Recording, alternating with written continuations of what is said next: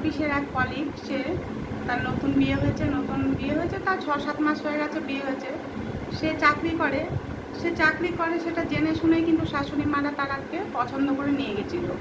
আর তার বড় ভাসুরের সেরকম রোজগার ছিল না, আর তার জন্য বড় যাকে দিয়ে সারা দিন পরিশ্রমের কাজ করাতো। কাজের বউ থাকলেও যে সারাদিন যত কাজ আছে মানে সমস্ত কিছু বড় বউকে দিয়ে করাতো। আর ছোট বউ তো সময়ই পেত না, তাই ছোট বউ তো সকাল হলে এই কাজে বেরিয়ে যেত। তাই ছোট যাকে কিন্তু বড় যা ভীষণ পছন্দ করতো এবং ভালোবাসতো ছোট বোনের মতো।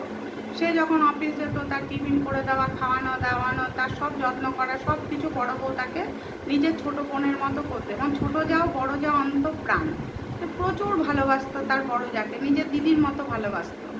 তাই একদিন বাড়িতে একটু মানে অনুষ্ঠান, কিছু ছোটোখাটো একটা অনুষ্ঠানে পাড়ার সব লোকজন এসছে, আত্মীয় স্বজন এসছে। এবার আত্মীয় স্বজনের কাছে শাশুড়ি তো এমনি সবসময় বড় বউয়ের নামে নিন্দা করে, তার জন্য বড় বউ কিছু বলে না।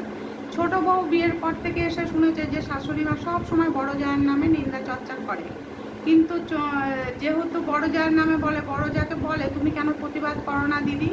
তখন বড় যা বলে, দেখ আমার স্বামীর রোজগার নেই, আমাকে দিয়ে এত কাজ করায়, তাও আমার শাশুড়ির শান্তি নেই, তা সত্ত্বেও আমার নামে সব সময় সবার কাছে নিন্দা করে। যারা জানে তারা জানে, আর যারা জানে না তারা তো আমাকেই খারাপ ভাববে, তাই না? তখন ছোট যা বললো, দিদি তুমি কিন্তু সবসময় এরকম মুখ বন্ধ করে থাকবে না, মাঝে মাঝে একটু প্রতিবাদ করবে। কেননা তোমার বড় রোজগার করে না তো কী হয়েছে, দাদা তো কম পয়সা দেয় না, যেটুকু রোজগার করে পুরো পয়সাটাই দেয়। এবং তুমিও তো সংসারের জন্য কম করো না, একটা সংসারে তুমি যা কাজ করো তার যদি লোক রাখা হয় তাহলে তাকে কত টাকা দিতে হবে। শাশুড়ি মা যখনই তোমাকে বলবে তুমি কিন্তু মুখ বন্ধ করে সহ্য করবে না, মাঝে মাঝে একটু একটু ফোঁস করবে। তখন বড় যা বলো, দেখ আমি তো বলতে পারি না, বললেই তো ঝগড়া অশান্তি হবে, ওই জন্য বলি না কিছু। ঠিক আছে তুই বললি, এখন থেকে কিন্তু আমি মাথায় রাখবো কথাটা। এবার একদিন তো ওই পুজোর দিনকে সবাই এসেছে তখন ছোট বউ ছিল, বড় যাও ছিল, বা বাড়িতে যেহেতু মানে অনুষ্ঠান সেহেতু সবাই আছে বাড়িতে। দুই ভাই আছে, দুই বউ আছে, শাশুড়ি মা আছে এবং আত্মীয় স্বজন আছে, প্রতিবেশীরা আছে। সে প্রতিবেশী আত্মীয় স্বজনের সামনে শাশুড়ি মা যা নয় তাই বড় বউ এর নামে তো বলছে, বড় ছেলের নামে বলছে যে আমার বড় ছেলেটা একটা মূর্খ হয়েছে, পড়াশোনা শিখে কোনো কাজ পেলো না, কিচ্ছু জানে না। অথচ ছোট বউ কিছু বলতে যাবে তার আগে বড় বউ বললো, ঠিক আছে তোকে বলতে হবে না, এখন বলিস না কিছু, বলতে দে। তারপরে যাই হোক, ছোট বউ আর কিছু বললো না, শুনে তো তার গা গজ করছে যে দিদি আর ভাসুরের নামে এত কিছু বলছে। যে ভাসুর মাটির মানুষ, সে কারোর কথায় নড়চড় করে না, এক কথায় সে সব কাজ করে, তার যতটুকু ক্ষমতা সে করে, সেই মানুষটার নামে আজকে এত কথা বলছে।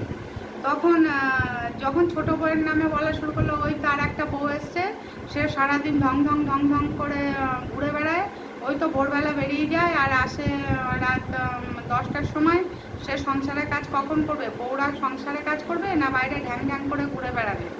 তা আত্মীয় স্বজনরা তো এসব শুনে বা প্রতিবেশীরা এসব শুনে মজা নেয়, তাই সেই মজাটা নিচ্ছিল, হাসছিল, আবার একটু একটু পিনিক দিচ্ছিল।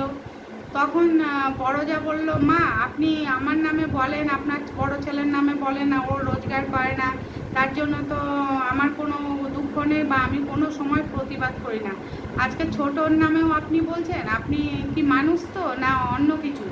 আপনি যে একা কোনো কাজ করতে পারেন না, আমার জন্য লোক রেখে দিয়েছে যাতে আমার কাজের কোনো কষ্ট না হয়, আপনার যাতে কষ্ট না হয়, তার জন্য আপনার সমস্ত কাজের লোক রেখে দিয়েছে। এমনকি পায়ে তেল মালিশ করা, মাথায় তেল দেওয়া, স্নান করিয়ে দেওয়া, জামা কাপড় কাচে সব করিয়ে দেওয়ার লোক আছে। তা সত্ত্বেও আপনি ছোটো বউয়ের নামে এত নিন্দা করেন। এতদিন আমি আমার নামে আর বড় ছেলের নামে নিন্দা করেছেন, আমি সহ্য করছি, কিন্তু ছোটো বউয়ের নামে নিন্দা করবেন না। তখন শাশুড়ি বললো, ও বাবা, এখন তো দেখি বড় বউ ফোঁস করা শিখেছে, এ সব হয়েছে ছোটো বউয়ের জন্য। ছোটো বউয়ের সঙ্গে মিশে এত কথা শিখেছে আমার বড় বউ।